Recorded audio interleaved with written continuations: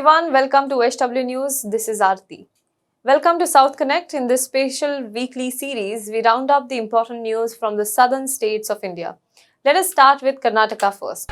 The suicide of a contractor and 40% cut money scam allegations have rocked the state of Karnataka, while the resignation of K.S. Ishwarappa, Basavaraj Bommai government minister, came as a little respite for the already under pressure chief minister. It did not last long. The government is now hit with another controversy.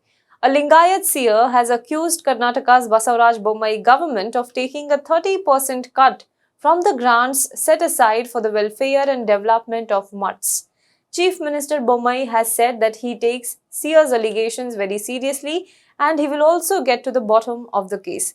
Dingaleshwar Swamy said that even we are aware of the cut money scam. If any grants have to be released to the mutts for the welfare and their development, the government cuts 30% as commission before releasing the amount, otherwise it doesn't work at all. The officials say that if you don't agree to the cut from the grants, then the grants will not be released. Now, incidentally, Dingaleshwar Swamy is the seer who led a delegation of over 24 sadhus from across the state to extend support to Lingayat strongman B.S. Yediyurappa when he was exiting as the chief minister of the state. He is also the one who even warned of a BJP fallout in the state if B.S. Yediyurappa is removed from the post of chief minister. Now, Lingayat community forms one of the largest voter base of the BJP in Karnataka. Former Chief Minister B.S. Yediyurappa also belonged to the community. In the last election, due to unrest in the Lingayat community, the party had to lose on few seats. On the other hand, Karnataka Public Works Department Minister C.C. Patil has also lashed out at Lingayat seer Dingaleshwar Swamy, dismissing the seer's claims. Minister Patil alleged that the seer is facing 3 criminal cases and that he made the allegations as he was upset that another mutt got the government grant. Now, moving on, in another news from the state, the 2 students who were actively part of the anti-hijab ban protest in the state had to return from the exam hall.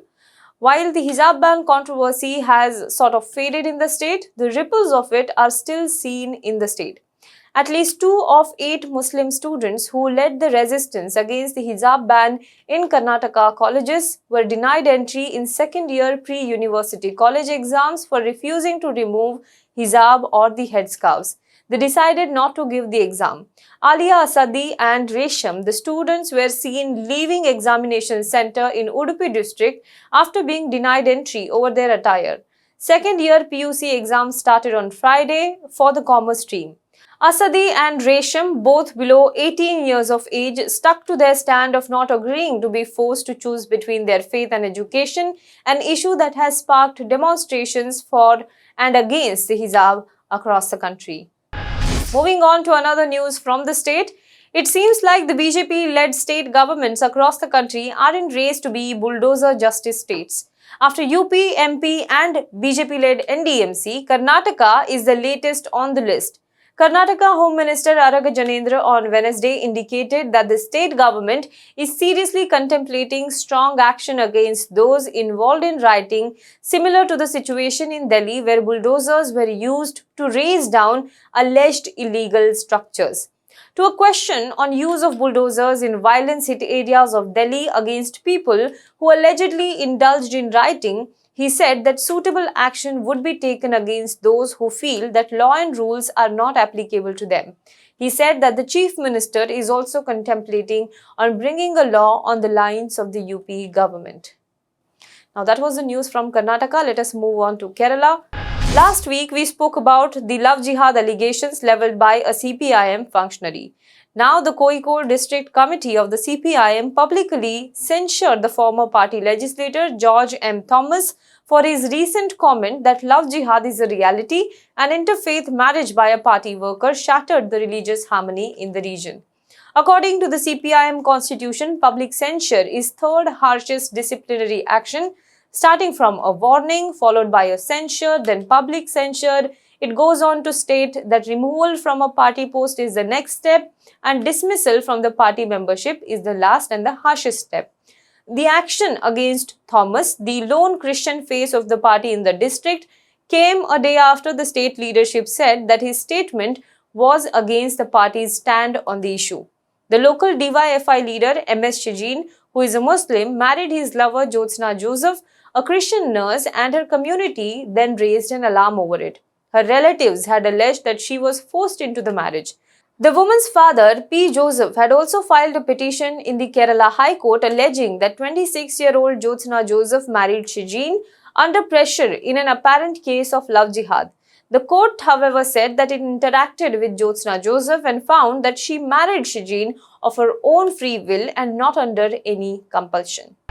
In another news from the state, targeting the BJP-led Union government over the demolition drive in Delhi, veteran Marxist leader and Kerala Chief Minister Pinarayi Vijayan asked whether India's 101st rank in the recent Global Hunger Index can be erased with bulldozers. The Chief Minister was referring to the Global Hunger Index 2021 released last October, which placed the country in an alarming 101st position. In a tweet in both English and Hindi, Vijayan also criticized the reported covering up of slums in Gujarat using curtains ahead of British Prime Minister Boris Johnson's visit to the western state. The senior CPIM leader asked whether this problem can be solved by fanning hatred and resorting to communal politics and said that the country needs solutions and not diversions. Now, a lot of our viewers have also attracted our attention to the Silver Line protest happening in Kerala. To them, I would like to tell that we are making a separate video on the issue and the protest. Now, let us move on to the state of Tamil Nadu. Amid the alarm over plunging coal stocks at thermal power centers across the country, Tamil Nadu Chief Minister M.K. Stalin has requested Prime Minister Modi to supply 72,000 tons of coal daily to maintain uninterrupted power supply in the state.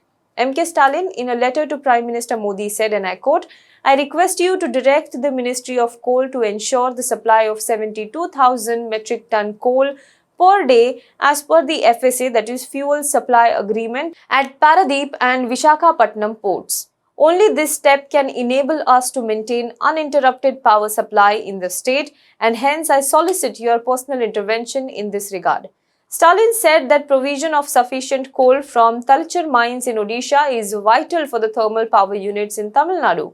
In this regard, the current daily receipt of coal for Tamil Nadu's unit is only 50,000 metric tons against the coal requirement of 72,000 metric ton daily. Stalin also said that while coal production is sufficient to meet the increased summer power demand, the same is not getting transported to ports due to shortage of supply of rakes by railways. In another news, Tamil Nadu has seen another shameful case of custodial death. 25-year-old Vignesh, a resident of Chennai, was taken into custody by the G5 Secretariat Colony Police Station along with Suresh, who is a construction worker, on April 18th. Police said that the next day, Vignesh had a seizure and died while being taken to the hospital. The family, however, alleged foul play in the death. The case has led to widespread anger among the citizens. On Friday, the probe into the case was also transferred to the Crime Branch Criminal Investigation Department, that is CBCID. 3 police officials from the G5 Secretariat Police Station, Sub-Inspector Pugalum Perumal, Head Constable Pawan Raj, and Home Guard personnel Deepak were also suspended in connection with the incident.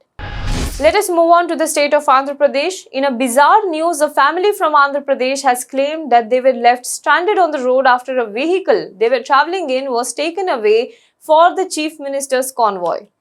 Vemula Srinivas of Vinukonda in Palanadu district and his family members, including 2 women and 2 children, were left stranded on the road in Ongole town after officials took away the car in which they were travelling in, along with the driver, saying that they needed it for the convoy of the Chief Minister. The shocking incident occurred on Wednesday night when the family travelling in the cab to Tirupati had stopped for dinner at a hotel in Ongole. The RTA official told them that they need the vehicle for the convoy of the Chief Minister, who is scheduled to visit Ongole on April 22nd. The Andhra Pradesh government on Thursday suspended 2 employees of Road Transport Authority for the incident. The Chief Minister has also ordered a probe in the matter. Moving on to Telangana, the temperatures across the country is breaking records. India has seen the hottest March this year in the last 122 years. Hyderabad too recorded high temperatures this week. On Wednesday, April 20th, the city sizzled as temperatures in the city crossed 41 degrees Celsius. This was reportedly the hottest day this year for the state. In 4 other districts of Telangana, temperatures even crossed a sweltering 43 degrees Celsius for 24 hours, ending on Wednesday morning. Officials have also warned that temperatures will likely to be rise in coming months. According to the IMD bulletin, 3 districts, Adilabad, Medak and Nizamabad, saw temperatures over 43 degrees Celsius. The maximum temperature in these districts was as high as 43.5 degrees Celsius, 43.2 degrees Celsius and 43.4 degrees Celsius respectively. Hyderabad, Bhadrachalam, Hanmakonda and Nalagonda districts saw maximum temperatures go up to 41.5 degrees Celsius, while Ramagundam district saw 42 degrees Celsius maximum temperature. Meanwhile, the coolest among all these districts were Khammam and Mahbubnagar, with mercury touching 40 degrees Celsius and 40.8 degrees Celsius respectively. Now that's all for this week's South Connect. Do let us know what you think about this in the comment box below. For more news and updates, you can log on to www.hwnews.in.